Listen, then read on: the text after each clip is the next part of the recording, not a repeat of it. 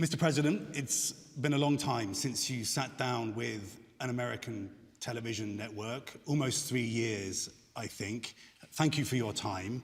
There's a lot to discuss. I hope we have time to get to all of the issues. But I want to begin with some news from the US just today. In the US, it's reported that Russia is preparing, perhaps within months, to supply Iran with an advanced satellite system enabling Tehran to track military targets. Is that true? Would you mind repeating the question again, that we are preparing to hack what kind of facilities? No, the report today is that Russia is preparing to give or to offer to Iran satellite technology which will enable Iran to target military, to make military targets. No, we don't have that kind of programs with Iran. Well, now it's just nonsense all over again, yet again. We have cooperation plans with Iran.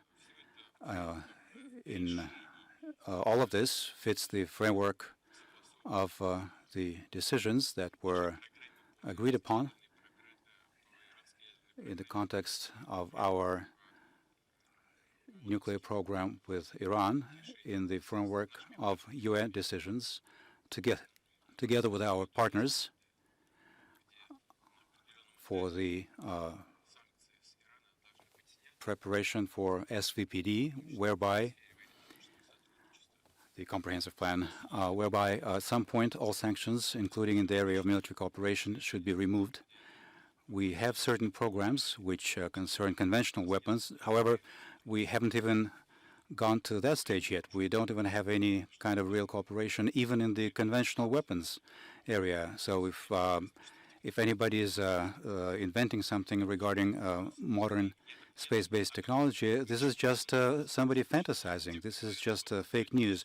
At the very least, I don't know anything about this kind of thing. Those who are speaking about it probably, or maybe know more about it, is just nonsense, garbage.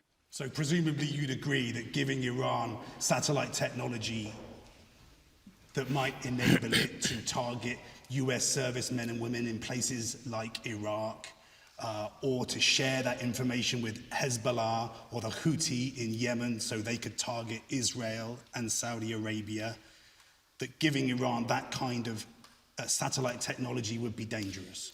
Look, why are we talking about problems that are non-existent? There is no subject for a discussion. Somebody has invented something, has made something up. Maybe this is just an injection of information so as to limit any kind of strategic cooperation, military strategic cooperation with Iran. I will say once again, this is just some fake information that I have no knowledge about. For the first time, I'm hearing about this information from yourself. We don't have this kind of programs, and I'm not even sure that we would be interested in this kind of cooperation. This is a separate subject, high-tech subject. We don't rule out cooperation with many world nations in space. But probably everybody knows very well our position in terms that we are categorically against space militarization altogether. We believe that space should be free from any and all kinds of weapons located in near Earth orbits. We don't have this kind of plans or any plans, especially concerning the transfer of technology at the level that you have just described. So let's move on to your summit with President Biden. The context for the summit is that he is meeting with the G7, a group that you used to belong to, with NATO, with European leaders. President Biden has defined his first trip to Europe as, quote, about rallying the world's democracies. He views you as a leader of autocrats who is determined to undermine the liberal democratic order. Is that true? Well, I don't know. somebody serves under this kind of sauce, somebody looks at the development of the situation and at yours truly in a different manner. All of this is being offered to the public in a way that is found to be expedient for the ruling circles of a certain country. The fact that President Biden has been meeting up with his allies, there is nothing unusual about it. There's nothing unusual about the G7. We know what G7 is. I have been there on numerous occasions. I know what the values are in that forum. When people get together and discuss something, it's always good. It's better than not to get together and not to discuss, because even in the context of G7, there are matters that require ongoing attention and consideration, because there may be some differences. There may be differences in assessments of international events. And very well, let them get together and discuss it. As far as NATO, I have said on many occasions, this is a Cold War relic. It's something that was born in the Cold War era. I'm not sure why it still continues to exist. There was some talk about it being reformed. Now it has been kind of forgotten. We presume that it is a military organization. It is an ally of the United States time and again. It makes sense to meet up with your allies, although I can have an idea of how the discussion goes on. Clearly everything is decided by consensus. However, there is just one opinion that is correct, whereas the other opinions are not quite that right, putting it in careful terms. Well, there we go. Allies are getting together. What's so unusual about it? I don't see anything unusual about it. As a matter of fact, it's a sign of respect to the U.S. allies before a summit between the U.S. and Russian presidents. Probably it is being suggested as an attempt and desire to find out their opinion on the key issues of the agenda, including those issues that President Biden and I will discuss. However, I'm inclined to think that despite all of these niceties, the United States, as far as their relationship with Russia, will be promoting what they consider important and necessary for themselves, above all for themselves in their economic and military interests. However, to hear out what their allies have to say about this is probably something that always makes sense. This is a working process. So let's talk about your meeting with President Biden, the summit that will happen after those meetings. President Biden asked you to meet with him. He didn't make any preconditions. Were you surprised? Нет. No. We have a bilateral relationship that has deteriorated to what is the lowest point in recent years. However, there are matters that need a certain amount of synchronization of clocks and identification and determination of mutual positions, so that matters that are of mutual interest can be dealt with in an efficient and effective way in the interests of both the United States and Russia. So there is nothing unusual about it. However, despite this seemingly harsh rhetoric, we expected those suggestions, because a trip inside the United States would not have made it possible for us to restore the relationship at an acceptable level.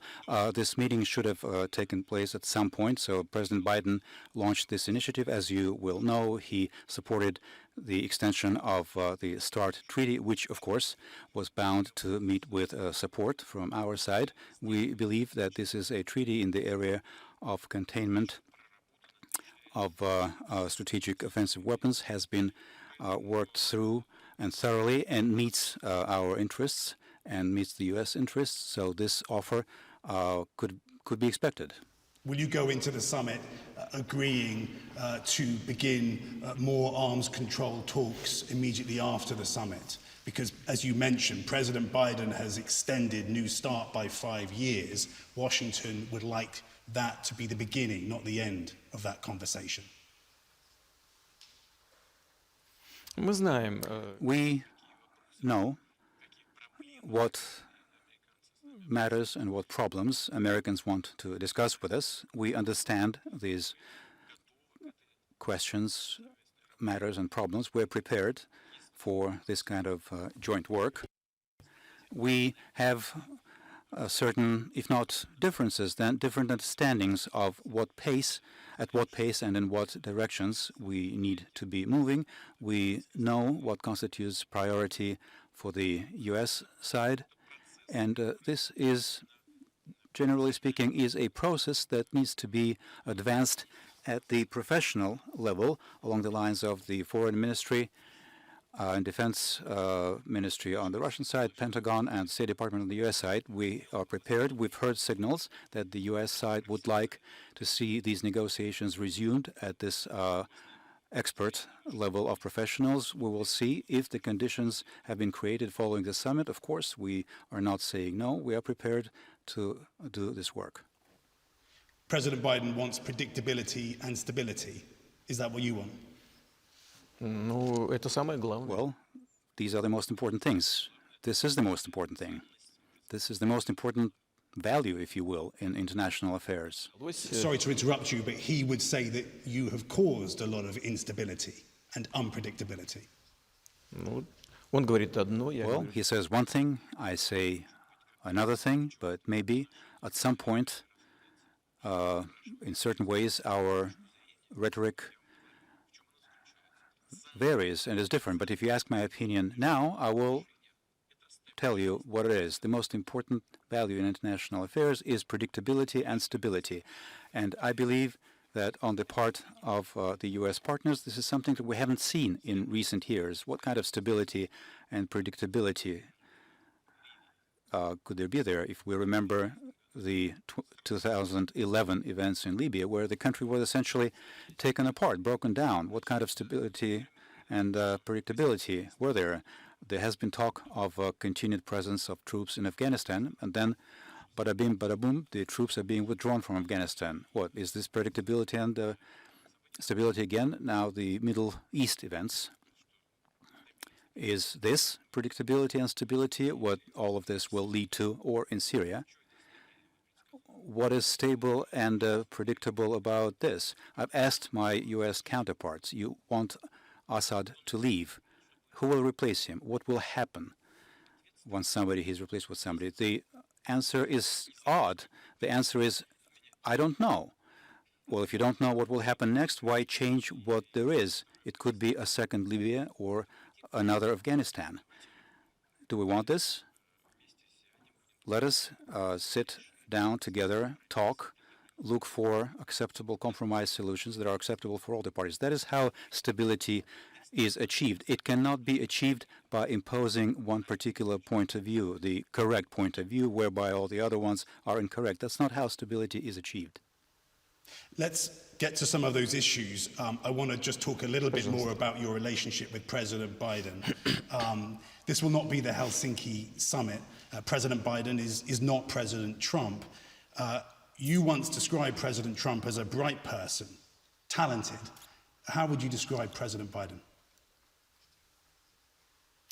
Ну, я сейчас считаю, что Well, even now, I believe that former U.S. President Mr. Trump is an extraordinary individual, talented individual.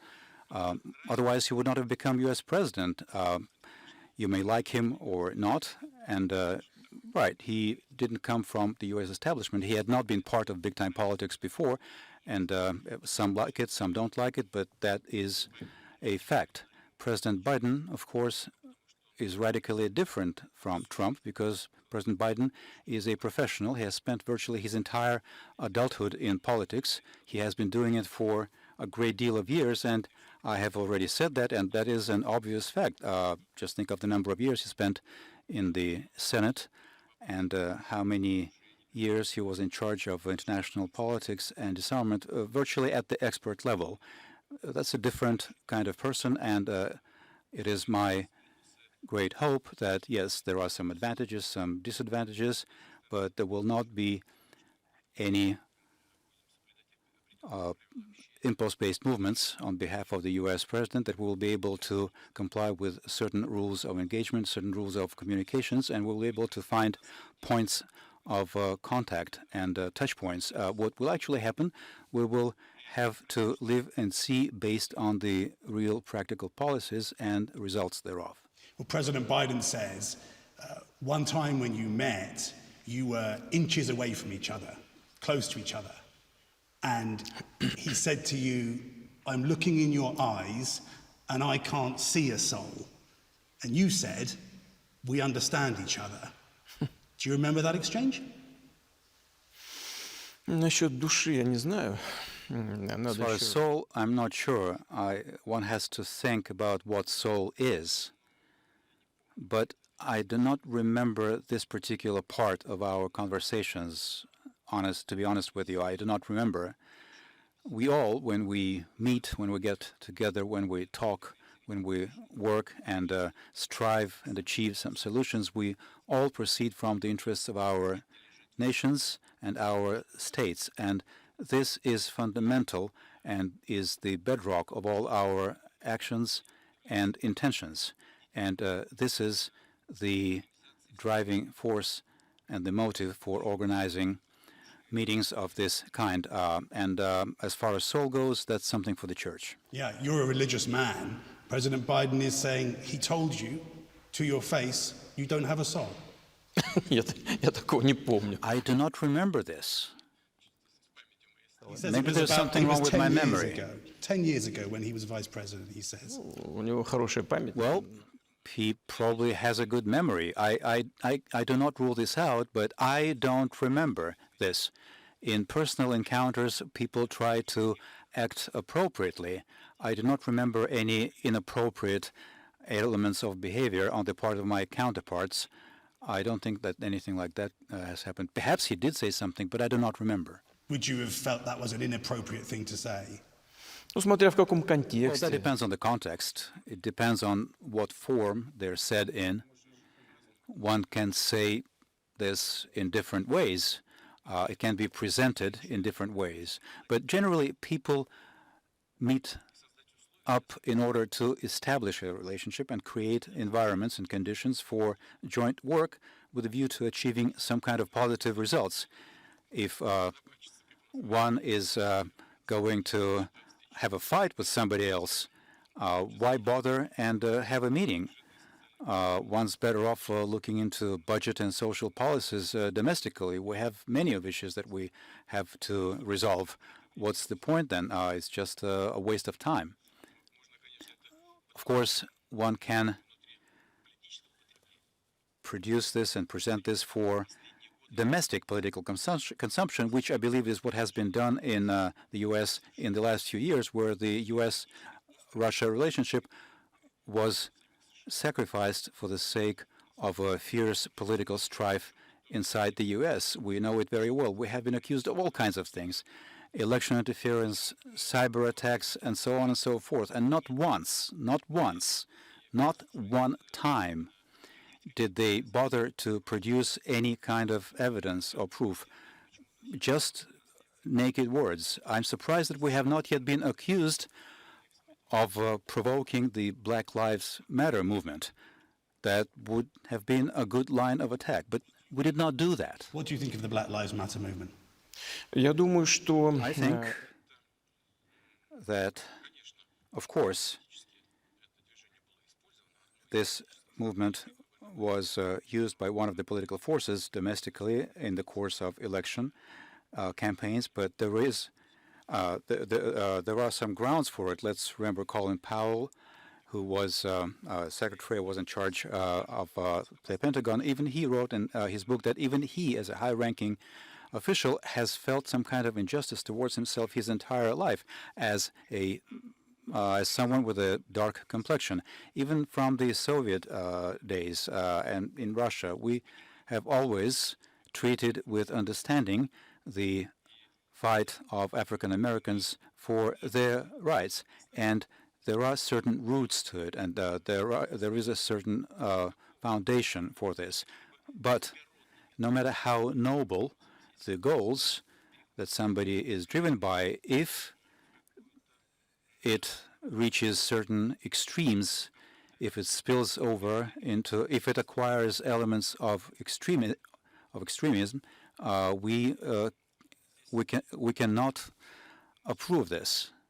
We cannot welcome it. So our attitude to this is very simple. We support African Americans' fight for their rights, but we are against any types and kinds of extreme behavior, which unfortunately sometimes, regrettably, we witness occasionally. You mentioned cyber attacks and deny any involvement by Russia. But Mr. President, there is now a weight of evidence, a long list of alleged state-sponsored cyber attacks. Let me give you 5. There's a lot, but it makes a point. The US intelligence community says Russia interfered with the 2016 election. Election security officials said Russia tried to interfere with the 2020 election. Cybersecurity researchers said government hackers targeted COVID vaccine researchers, hacking for COVID vaccines. In April, the Treasury Department said the SolarWinds attack was the world's worst, with targets including 9 federal agencies. And just before your summit, Microsoft says it's discovered another attack with targets including organizations that have criticized you, Mr. Putin. Mr. President, are you waging a cyber war against America? Дорогой Кир, вы сказали, что... Dear Keir, you have said that there is a weight of evidence of cyber attacks by Russia, and then you went on to list those official U.S. agencies that have stated as much. Is that what you did? Well, I'm giving you information about who said it, so you can answer. Да, да. Но вы мне передаете информацию о том... Right. You are conveying information to me as to who said that. But where is evidence that this was indeed done? I will tell you that this person has said that, that person has said this, but where is the evidence? Where is proof? When there are charges without evidence, I can tell you, you can take your complaint to the International League of Sexual Reform. This is a conversation that has no subject. Put something on the table so that this can be looked at and responded to. But there isn't anything like that. The latest thing, one of the latest attacks, as far as I know, was against the pipeline system in the U.S. Right, yes. So, what? Just a moment. Насколько мне известно, as far as I know, the shareholders of this company made a decision even to pay the ransom. They paid off the cyber gangsters. If you have listed an entire set of U.S. special services, powerful, global, respectable, after all, they can find whoever the ransom was intended for. And once they do that, they will realize that Russia has nothing to do with it. Then there's the cyber attack against a meat processing plant. Next time, they will say there was an attack against some painted eggs. It's becoming farcical, like an ongoing farcical thing, never-ending farcical thing. You said plenty of evidence, but you haven't cited any proof. But that, again, this is an empty conversation, pointless conversation. What exactly are we talking about? There's no proof. You've moved on to this question of ransomware and criminals. Russian-speaking criminals, is the allegation, are targeting the American way of life: food, gas, water, hospitals, transport. Why would you let Russian-speaking criminals disrupt your diplomacy? Don't you want to know who's responsible? Вы знаете, ведь самое простое... The simplest thing to do would be to sit down calmly and agree on joint work in cyberspace. We did suggest that to Obama's administration. We started in September, and during his last year in office, in October, at first they didn't say anything. Then in November, they came back to us and said that yes, it was interesting. Then the election was lost.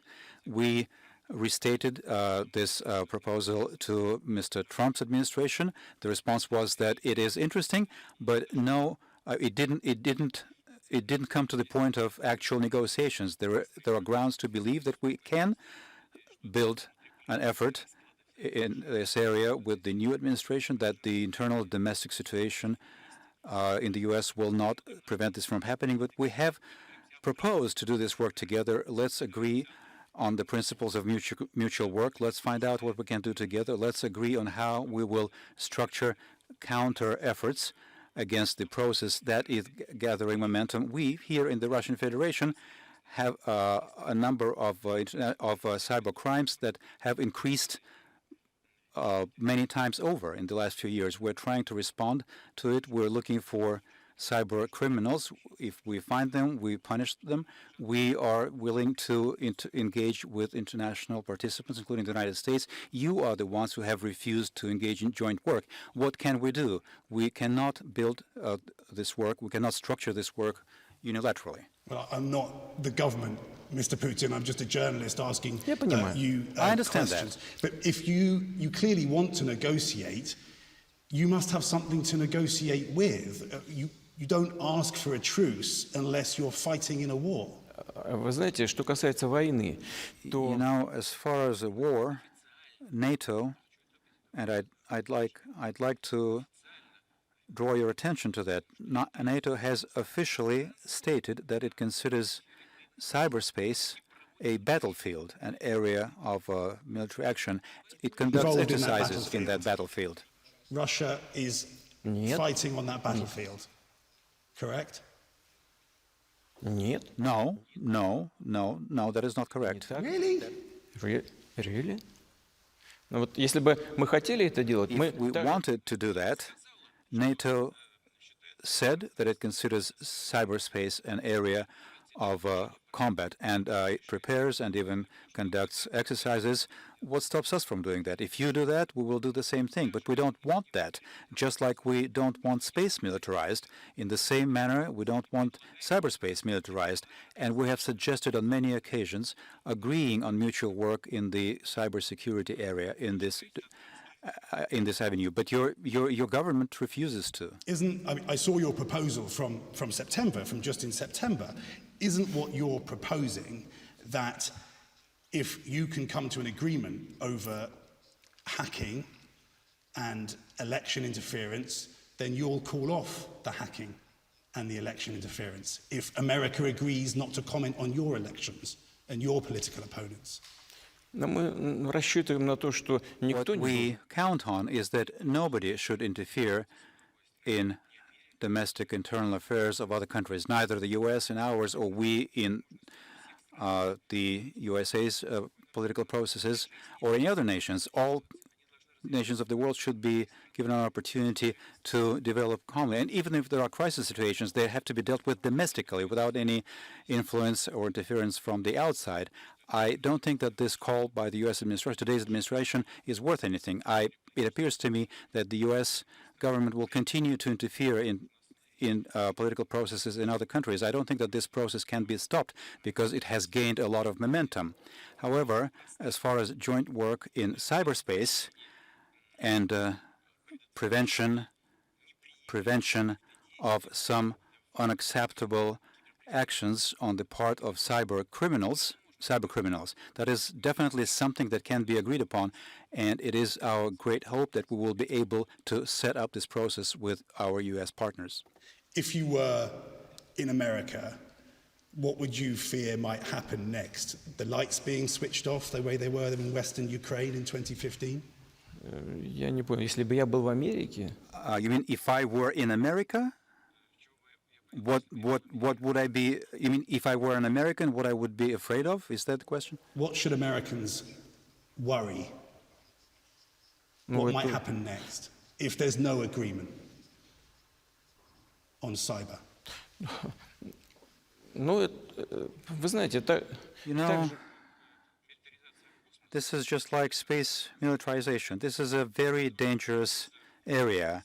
At some point, in order to achieve something in the nuclear area in terms of confrontation in the area of nuclear weapons, the USSR and the United States did agree to contain this particular arms race. Cyberspace is a very sensitive area.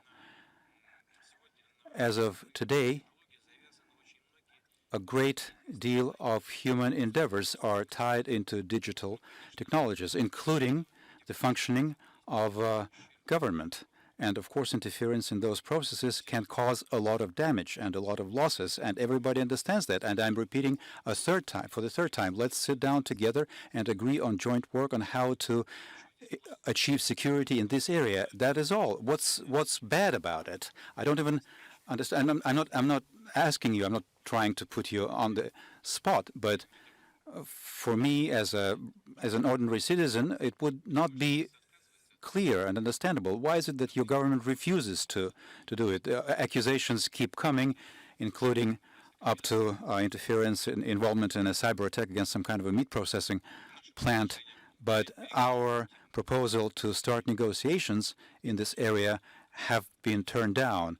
This is some kind of nonsense, but that's exactly what's been happening. Once I repeat one more time, it is my hope that we will be able to start engaging in positive work in this area. In terms of what's to be afraid of, why is it that we suggest agreeing on something? Because what people are afraid in America, are worried of in America, the very same thing can be a danger to us. U.S. is a high-tech country. NATO has declared cyberspace an area of combat. That means they are planning something. They are preparing something. So obviously, this cannot but worry us. Do you fear that American intelligence is deep inside Russian systems and has the ability to do you a lot of damage in cyber? Я не боюсь, но I'm not afraid, but what I mean is that it is possible. Let me ask you about human rights, an issue that President Biden will raise.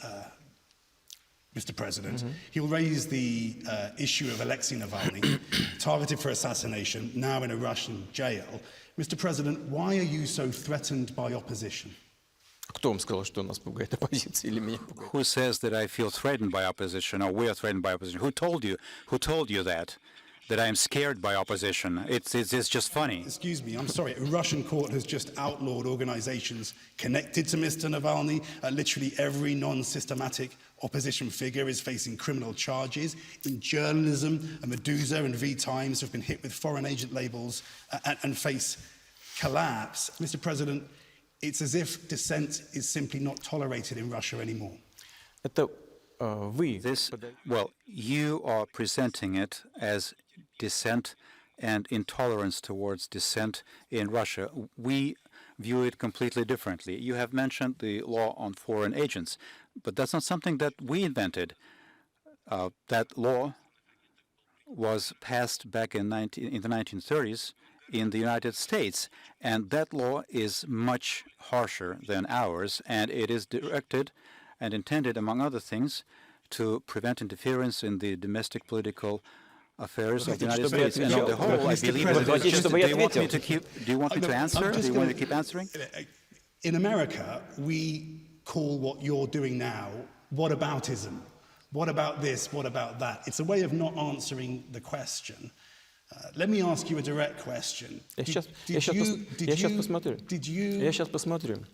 Let me ask you. I will look. Let me answer. You've asked me a question. You're not liking my question, so you're interrupting me. This is inappropriate. So there we go. In the United States, this law was adopted a long time ago. It's working, and the sanctions under that law are much harsher than here, up to imprisonment. Yes. But I will revert to us. I will go back to us. Don't worry. I will not just be focused on U.S. problems. I will revert and go back and comment on what's happening, on what is happening here. Because, Mr. President, I thought your belief was that nations shouldn't intervene in other countries' domestic affairs, shouldn't comment on other countries' Correct. politics. But there you are doing it again. Нет. No. No. Вы мне просто, если вы наберетесь терпения, If you muster your patience and let me finish saying what I mean to say, everything will be clear to you. But you are not liking my answer. You don't want my answer to be heard by your audience. That is the problem. You are shutting me down. Is that a free expression, or is that free expression by U.S. standards? American way. So, thank you very much. There we go. The U.S. adopted this law. We passed this law very recently in order to protect our society against outside interference, where in some of the states, a foreign observer comes to a polling station, the prosecutor says, come a few feet closer and you'll go to jail. Is that normal? Is that democracy in the modern world? But that is in actual practice in some of the states. We don't have anything of the kind. When I talk about these laws on non-interference or attempts at interference, what do I mean as applied to Russia? Many entities of this so-called civil society, the reason I say so-called civil society is because many of those entities are funded from abroad. Specific relevant action programs are prepared. Their core members are trained abroad, and when our official authorities see that, in order to prevent this kind of interference in our internal affairs, we make relevant decisions and adopt relevant laws, and they are more lenient than yours. We have a saying, don't be mad at the mirror if you are ugly. It has nothing to do with you personally. But if somebody blames us for something, what I say is, why don't you look at yourselves? You will see yourselves in the mirror, not us. There is nothing unusual about it. As far as political activities and the political system, it is evolving. We have 44 registered parties. Well, 34, I think, and 32 are about to participate in various electoral processes in this country in September. Yes, yes. There is also non-systemic opposition. You have said that some people have been detained, some people are in prison. Yes, that is all true. You mentioned certain names. Yes, yes. I will talk about it. Yes, I will not leave any of your questions unattended. Doesn't matter.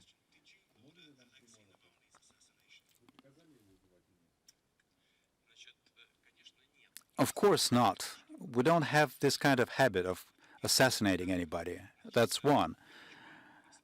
Number two is, I want to ask you, did you order the assassination of the woman who walked into the Congress and who was shot and killed by a policeman? Do you know that 450 individuals were arrested after entering the Congress? And they didn't go there to steal a laptop. They came with political demands. 450 people have been detained. They're looking at jail time between 15 and 25 years, and they came to the Congress with political demands. Isn't that prosecution for political opinions? Some have been accused of plotting to take over government power. Some are accused of robbery. They didn't go there to rob. The people who you have mentioned, yes, they were convicted for violating their status, having been previously convicted, given delayed sentences, which was essentially a warning to not violate any laws. And they completely ignored the requirements of the law. The court went on and passed and turned the conviction into real jail time.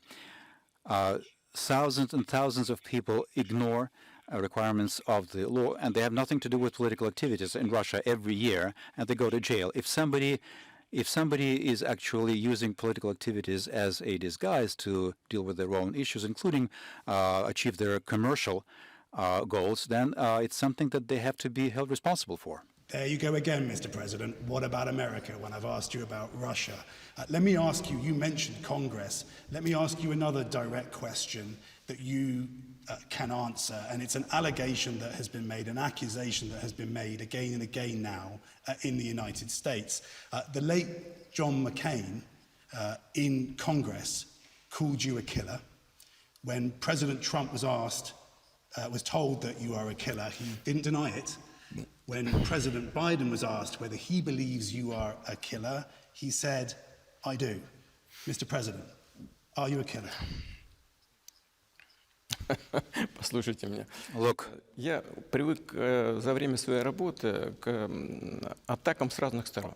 over my tenure, I've gotten used to attacks from all kinds of angles and from all kinds of areas, under all kinds of pretexts and reasons and of different caliber and fierceness, and none of it surprises me. People with whom I work and with whom we argue, we are not bride and groom. We don't swear everlasting love and friendship. We are partners, and in some areas we are rivals or competitors. As far as harsh rhetoric, I think that this is an expression of overall U.S. culture.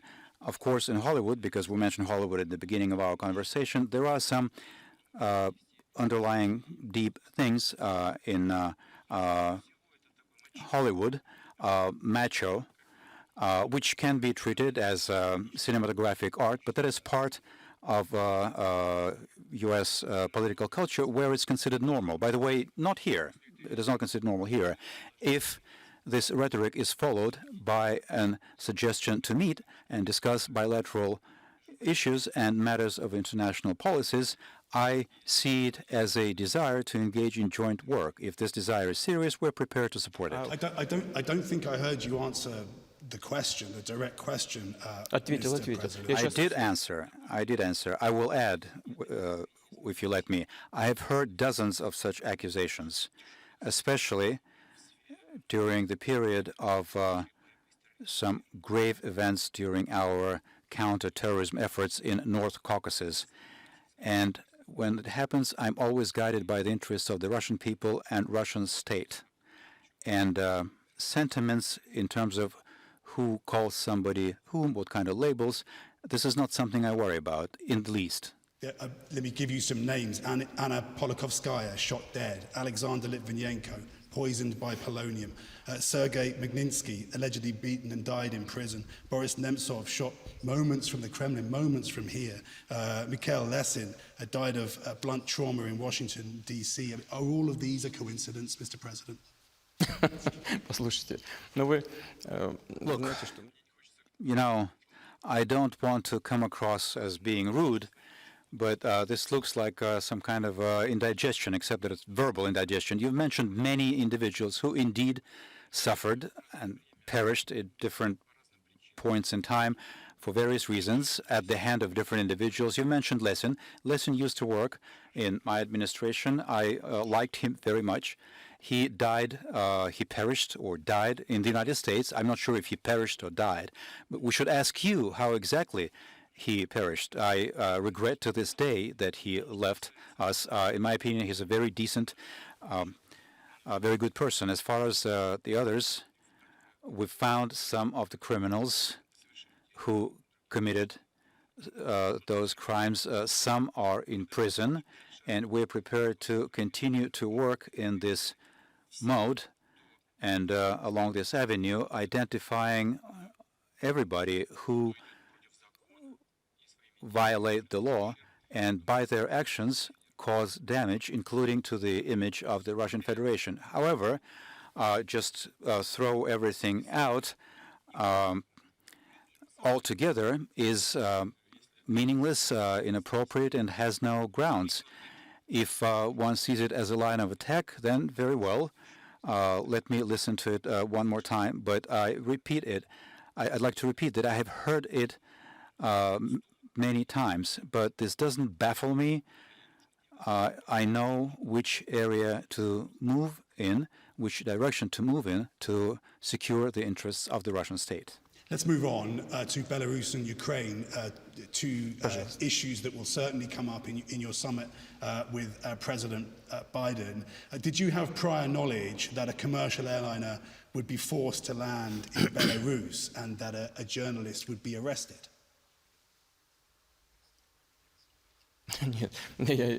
No.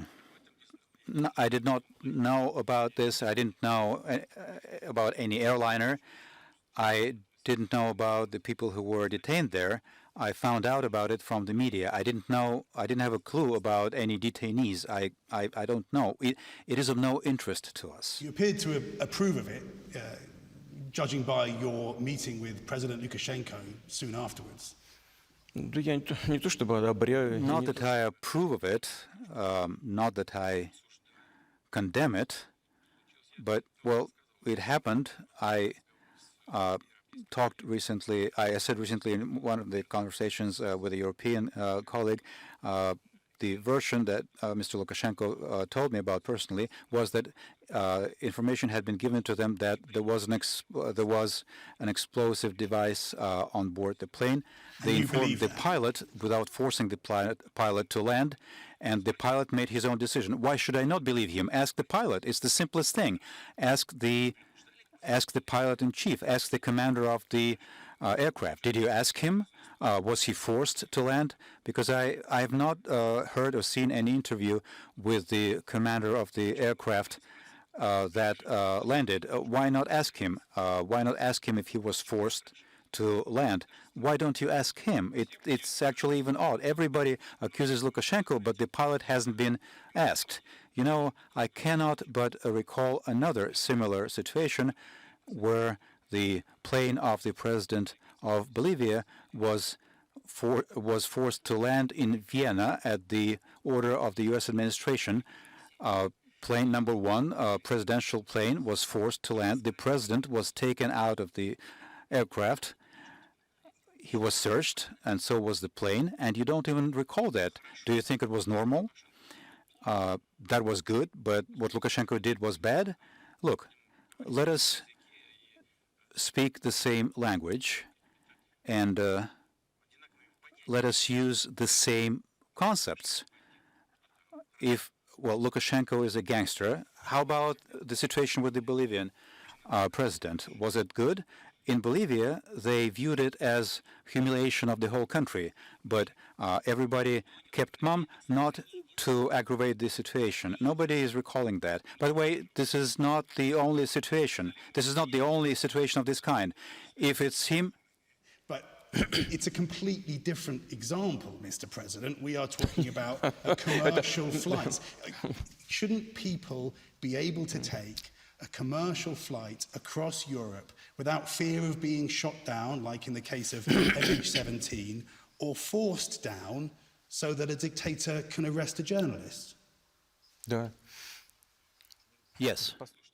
Look, I will tell you one more time.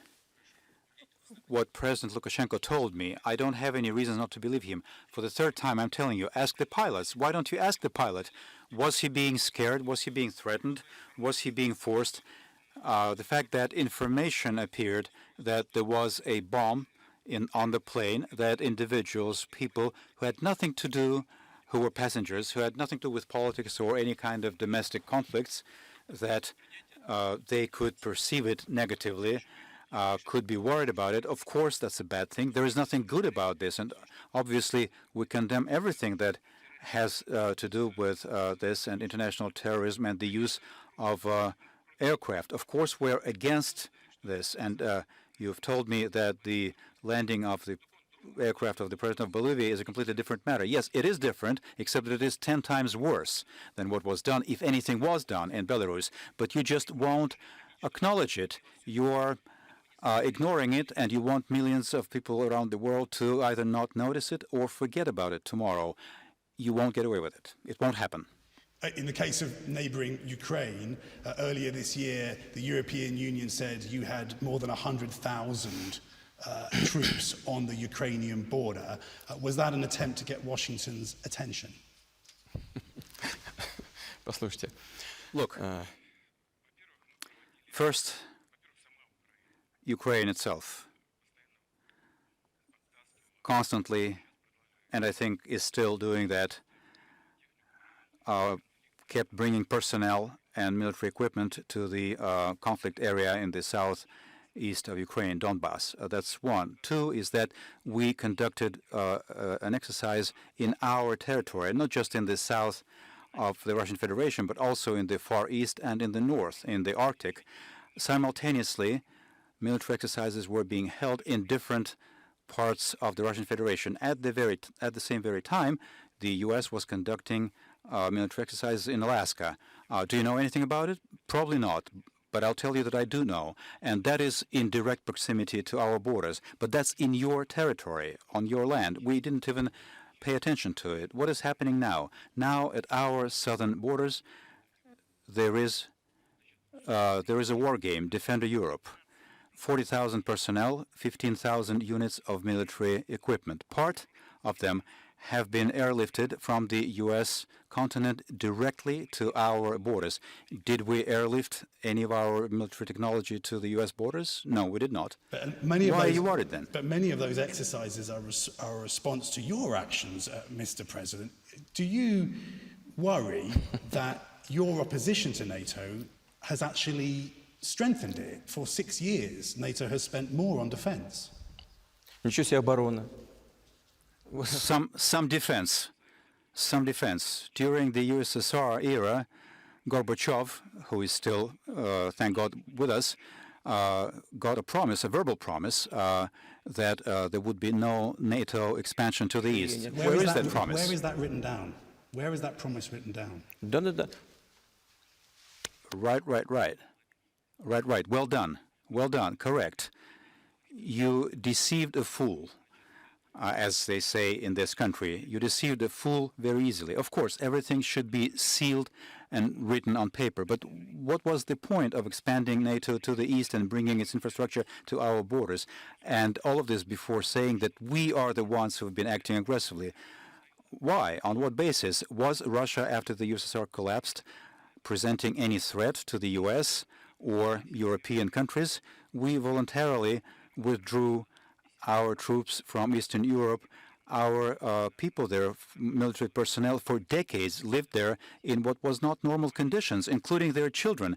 We went to tremendous expenses, and what did we get in response? We got in response infrastructure next to our borders, and now you're saying that we're threatening to somebody. We're conducting war games on a regular basis, including sometimes military exercises which are unexpected for our armed forces. Why should it worry the NATO partners?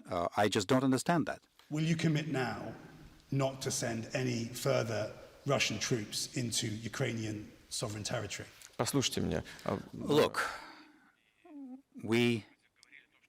did we say that we were planning to send our armed formations anywhere?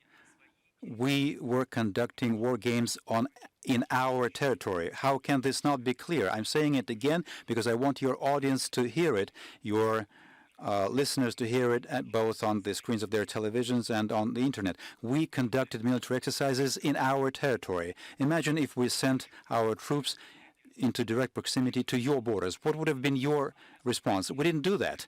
We did it in our territory. You conducted war games in Alaska, God bless you. But you had crossed an ocean, brought thousands of personnel, thousands of units of military technology close to our borders, and yet you believe that we are acting aggressively, and somehow you're not acting aggressively. Just look at that. Pot calling the kettle black. Moving on, the Biden administration has said that at your summit they will bring up the case of 2 U.S. prisoners in Russia, Paul Whelan and Trevor Reed. They are 2 former Marines. Trevor Reed is suffering from COVID in prison. Why don't you release them ahead of the summit? Wouldn't that show goodwill? Я знаю, что у нас есть. I know that we have certain U.S. citizens who are in prison, have been convicted, found guilty. But if one considers the number of Russian Federation citizens who are in U.S. prisons, then these numbers don't even compare. They cannot be compared. The United States has made a habit in the last few years of catching Russian Federation citizens in third countries Значит, этот and парень take ваш- them Limited amount of to time. Okay, back okay. to But the We can U.S. have more and put them in time. I'm prison. very happy to keep going for another 30 Ладно, minutes. значит, здесь я определяю время, поэтому не переживайте. I determine the time here, so don't worry about time. Your guy, the Marine, he's just a drunkard and a thug. As they say here, he got himself shit-faced and started a fight. He hit a cop. It's nothing. It's just a common crime. There's nothing to it. As far as possible negotiations on this subject, sure. It can be talked about. Obviously, we will raise the matter of our citizens who are in prison, in U.S. prisons. Yes, it can be a specific conversation, sure. We're happy to do it, although it doesn't seem that the U.S. administration has raised that matter, but we're prepared to do that. Our pilot, Yaroshenko, has been in prison in the U.S. for, I don't know how many years, 15, maybe 20 years. And there also, this problem seems to be a common crime. We could and should talk about it. We haven't been talking about this, but we could. If the U.S. side is prepared to discuss it, so are we. So his family will find that incredibly distressing to hear you talk about him that way. It does sound, though, as if you would consider some kind of a prisoner swap. Ну, что здесь обидного? Он напился. There's nothing offensive about it. He got drunk on vodka and started a fight. He fought a cop. There's nothing offensive about it. These things happen in life. There's nothing horrible about it. It happens to our men as well. Somebody gulps down some vodka and starts a fight. So you violate the law. You go to prison. What would have happened if he'd fought a cop? If he'd hit a cop in your country, he would have been shot dead. Isn't that the case? And on the prisoner swap question, is that something that you would consider? Are you looking to negotiate? You're meeting with the president. Yes. Of course. Even better would be a discussion of the possibility of entering into an agreement on extradition of individuals who are in prison. This is a standard international practice. We have such agreements with several countries. We're prepared to enter into such an agreement with the United States. Just to be clear, so we hear it from you, which Russian prisoners in the US would you be hoping to bring back to Russia by name? Ну, там, у нас там We have a whole list. I've just mentioned a pilot named Yaroshenko, who was taken to the U.S. from a third country and was given a lengthy sentence. He has major health issues, but the administration, in the present administration, is not paying attention to this. You have mentioned that that U.S. citizen has coronavirus, but nobody's paying attention to the health issues of our citizen. We're prepared to discuss these issues, and as you correctly said, and I completely agree with you, there are matters of humanitarian nature, and why not discuss them as long as they pertain to the health and life of specific individuals and of their families? Of course, sure thing. Just quickly, before I move on the subject of prisons, again with Alexei Navalny, will you commit that you will personally ensure that Alexei Navalny will leave prison alive?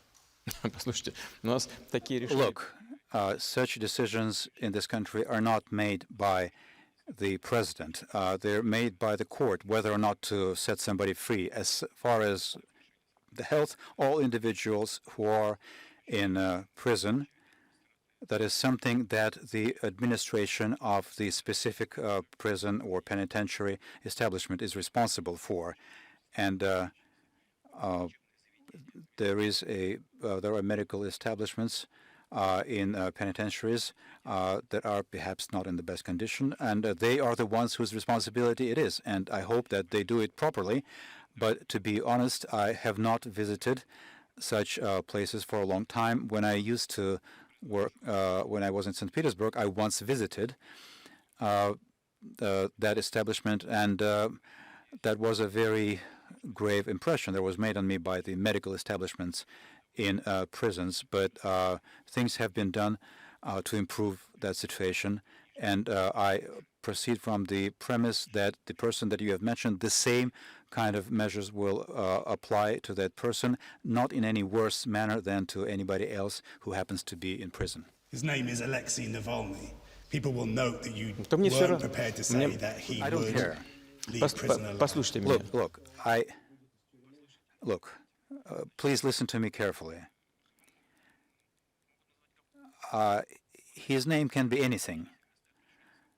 He's one of the individuals who is in prison. For me, he is a citizen of the Russian Federation who has been found guilty by a court of law and is in prison. There are many citizens like that. By the way, our so-called prison population, the people who are in prison, has in the last few years been reduced by almost 50%, which I consider a big victory for our part, and a major sign of our legal system becoming more humane. He will not be treated any worse than anybody else. Nobody should be given any kind of exclusive treatment. Everybody should be in an equal position. This is called the most favored nation treatment, not worse than anybody else. And the person that you have mentioned, that applies to him as well. I appreciate the extra time, Mr. President. The team has been in quarantine for almost 2 weeks, so this interview is very important to us. I want to ask you about China. China is working on its 4th aircraft carrier. It has 2. Russia has 1, and it's not in service at the moment. China refused to take part in arms control talks last year. You complain so much about NATO to your west. Why do you never complain about China's militarization to your east? Первое, что хочу сказать, у The нас first thing I want to say is that over the last few years, the last few decades, we have developed a strategic relationship between Russia and China that previously had not been achieved in the history of our nations. A high level of trust and cooperation in all areas, in politics, in the economy, in the area of technology, in the area of military technical cooperation. We do not believe that China constitutes a threat to us. That's one. China is a friendly nation. It has not declared us an enemy, as the United States has done. Don't you know anything about this? That's number one. Number two is that China is a huge, powerful country, 1.5 billion in terms of PPP, purchasing power parity. The Chinese economy has exceeded that of the United States. And in terms of trade for the previous year, for last year, China has taken the first place on an equal footing with Europe, whereas the U.S. has been relegated to the second position. Do you know about this? China has been developing, and I understand that what's beginning is a certain kind of confrontation with China. Everybody understands it. We can see it. Why be scared of these issues? However, we're not alarmed by it, including, among other things, by the fact that our defense adequacy, which is how we describe it, is at a very high level, including because of this. But the most important thing is the nature and level of our relationship with China. You said China will have 4 aircraft carriers. How many does the United States have? There you go. That's my point. Why would we worry about the Chinese aircraft carriers? On top of everything else, we have a hugely vast border with China, but it's a land border. It's a land border. What, do you think the Chinese aircraft carriers will cross our land border? This is just a meaningless conversation. But yes, you're right that there will be 4 of them. It is correct that there will be 4 of them, right. Coast, well, the coast is huge, but the bulk of the border between us and China is a land border. And yes, you're right that there will be 4 of them, because one needs to be in maintenance, one needs to be on combat duty, one needs to be in repairs. There is nothing excessive here for China. That is why what you said, that China won't engage in negotiations, arms control, it refuses to negotiate reductions in offensive weapons. You should ask the Chinese about it, whether it's good or bad. It's for them to decide. But their arguments are simple and understandable. The level, both in terms of the number of ammunition and warheads and delivery vehicles, the United States and Russia are far, far ahead of China. And the Chinese justly say, why would we make reductions if we're already far behind what you have? Or do you want to just freeze our levels of nuclear deterrence? Why should we freeze? Why we, a country with a 1.5 billion population, cannot at least set the goal of achieving your levels? These are all debatable issues that require thorough consideration. But making us responsible for China's position is just comical. What do you think of China's treatment of the Uyghurs in Xinjiang? Вы знаете, я встречался. I have met certain Uyghurs. It's always possible to find individuals who criticize the central authorities.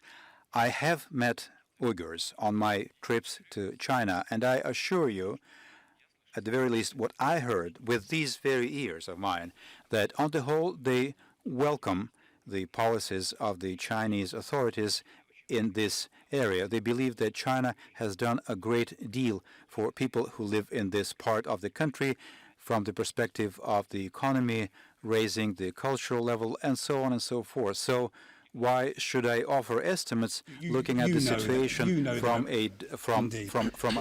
outside? You know there are many Uyghurs who do not say that, and that America has accused China of genocide. The Secretary of State has accused China of genocide over the Uyghurs.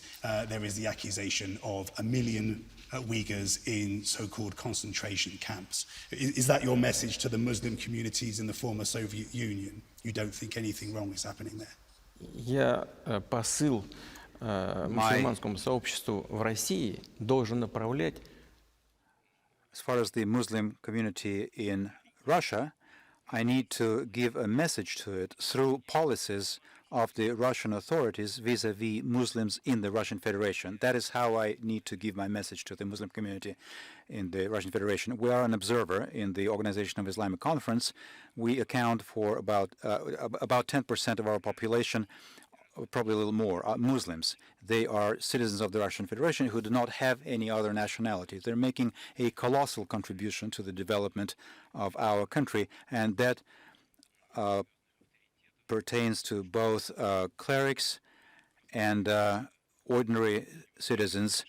Why should I speak to and build a relationship with this part of our population, basing myself on the situation in China without understanding thoroughly what is happening there? I think that you're better off asking the foreign minister of the Chinese People's Republic or the U.S. State Department. It's just a question of whether you are prepared to criticize China. China, for example, abstained on Crimea at the Security Council. China's biggest banks have not contravened American sanctions against Russia. Do you think you get 100% support from China? Вы знаете, мы соседи. You know, we are neighboring countries. One does not choose one's neighbors. We are pleased with the level, as I said, unprecedentedly high level of our relationship as it has evolved over the last few decades, and we cherish it, just like our Chinese friends cherish it, which we can see. Why are you trying to drag us into some kind of matters that you believe as you see it fit for building your relationship with China? I will tell you completely. Can I be completely honest? we can see attempts at destroying the relationship between Russia and China. We can see that those attempts are being made in practical policies. And your questions, too, have to do with it.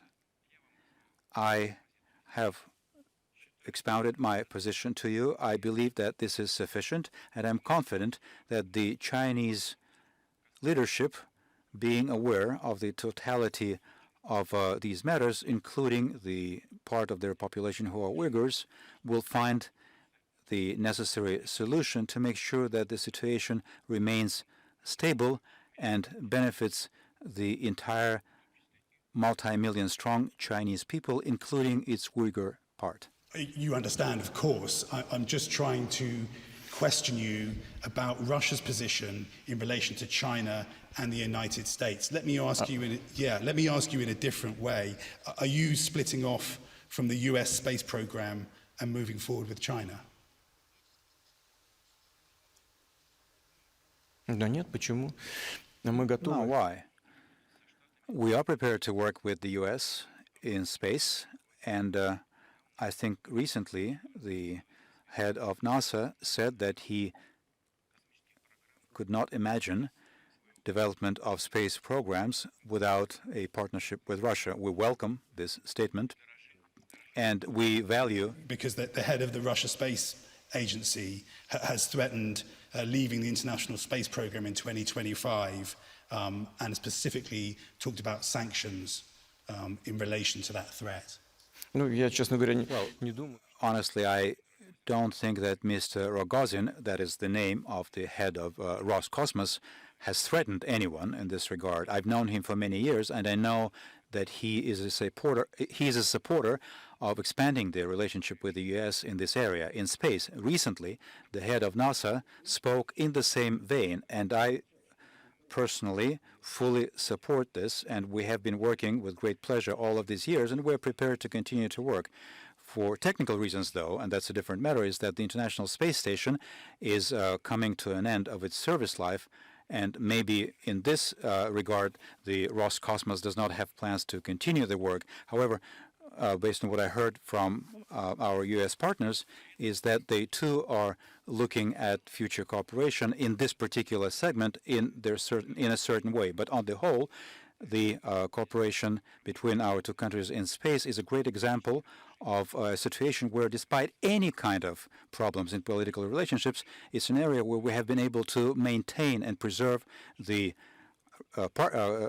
partnership, and both parties cherish it. I think you just misunderstood what the head of the Russian space program said. We are interested in continuing working with the U.S. in this direction, and we will continue to do so if our U.S. partners don't refuse to do that. It doesn't mean that we need to localize our work specifically in relation to the U.S. We have been working and will continue to work with China, which applies to all kinds of programs, including exploring deep space, and I think it's positive. Frankly, I don't see any contradictions here. I don't think any mutual exclusivity here. Let me ask you one more way, just to understand the relationship between China, Russia, and America.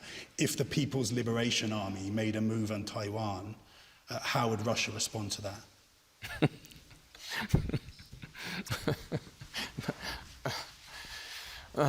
Вам что, разве известно о планах Китая? What, you know about China's plans to militarily solve the Taiwan problem?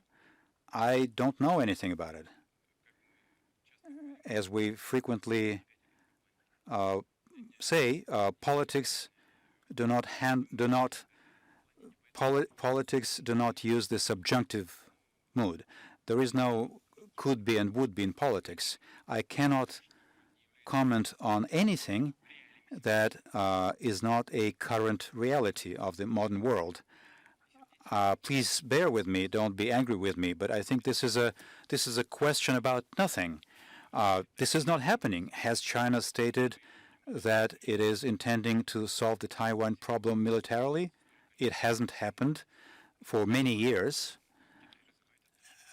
China has been developing its relationship with Taiwan. There are different assessments. China has its own assessment. The U.S. has a different assessment. Taiwan has its different assessment of the situation. But fortunately, it hasn't come to a military clash. I'm being told to wrap up, but if I could just ask you a couple more questions. Пожалуйста. Our own Andrea Mitchell saw just this month the last border crossing into Syria, where supplies literally keep people alive. You're threatening to close that crossing in July at the Security Council. Why would you do that, knowing that it will cause the death of refugees? Послушайте, там, к сожалению, очень много и так Look, трагедий. unfortunately, there are a great deal of tragedies there already, and all our actions in our totality need to be geared at stabilizing that situation and bringing it into a normal course. And with support of Russia, the Syrian authorities have been able to bring back under their control over 90% of the Syrian territory. What needs to be set up now is just humanitarian assistance to people, irrespective of any kind of political context. But our partners in the West in general, both the US and Europeans, have been saying that they're not going to give help to Assad. What does Assad have to do with it? Help out people who need that assistance, just the most basic things. They won't even lift restrictions on supplies of medications and medical equipment, even in the context of the coronavirus infection. But that is just not humane. And this kind of cruel attitude to people cannot be explained in any way. As far as the border crossings, there is the area where combatants are still robbing people, killing people, raping people. There is nothing's happening. There is the Etanf zone, which, by the way, is controlled by U.S. military. Recently, there we caught a group of gangsters, bandits, who had come from there, and they directly said that they had specific goals and targets as far as Russian military facilities. As far as border crossings, our position is such that assistance needs to be given just like as it should be done in the entire world, as it is provided for in the provisions of international humanitarian law. Assistance should be given through the central government. It shouldn't be discriminated upon or against. And if one assumes that the central government of Syria will plunder something, well, set up observers on the part of the International Red Cross and Red Crescent, control everything, oversee everything. I don't think that anybody in the Syrian government is interested in stealing some part of this humanitarian assistance. It just needs to be done through the central government, and in this sense, we support President Assad, because a different mode of behavior would be undermining the sovereignty of the Syrian Arab Republic, and that's all. As far as the Idlib zone, the Turkish troops there effectively control the border between Turkey and Syria, and convoys cross the border without any restrictions in both directions. Mr. President, you extended the constitution so that you could be president of Russia until 2036. Do you worry that the longer you are in power and without any sign of someone to replace you, the more instability there may be when you finally do choose to leave office? А что обрушится в одночасье? What Смотрите, will collapse overnight? If we look at the situation in which Russia was in the year 2000, where it was balancing on the brink of preserving its territorial integrity and sovereignty, the number of individuals below the poverty line was colossal, was catastrophic. The GDP level had dropped below anything that's acceptable. Our FX and gold reserves were 12 billion, whereas our foreign debt was 120 billion if we count it in dollars. Now there are many other problems. The situation is completely different. Of course, somebody will come and replace me at some point. Is all of this going to collapse? We've been fighting international terrorism. We have nipped it in the bud. Is it supposed to come back to life? I don't think so. Another matter is that on the political scene, different people can emerge with different points of view. Great, very good. You know, I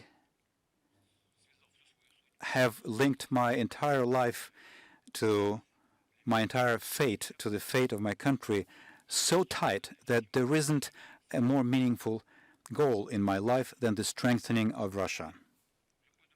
If anybody else, and if I see that person, even if that person is critical of some areas of what I have been doing, if I can see that this is an individual who has constructive views, that he or she is committed to this country and is prepared to sacrifice his entire life to this country, no matter his personal attitude to me, I will make sure I'll do everything that so that such people will get support. It is a natural biological process. At some point, someday, we will all be replaced, and you will be replaced at where you are. I will be replaced at where I am, but I am confident that the fundamental pillar of the Russian economy and statehood and its political system will be such that Russia will be firmly standing on its feet and look into the future confidently. He could take another question. And would you look from that person for some kind of protection the same way that you offered to Boris Yeltsin when you took over? Я даже не думаю об этом. I am not even thinking about that. These are third-tier issues. The most important thing, the single most important thing, is the fate of the country and the fate of its people. Very good. Thank you very much for your time, Mr. President. We've gone over, and I really appreciate it. Thank you, sir. It was a really interesting conversation, so thank you. Thank you.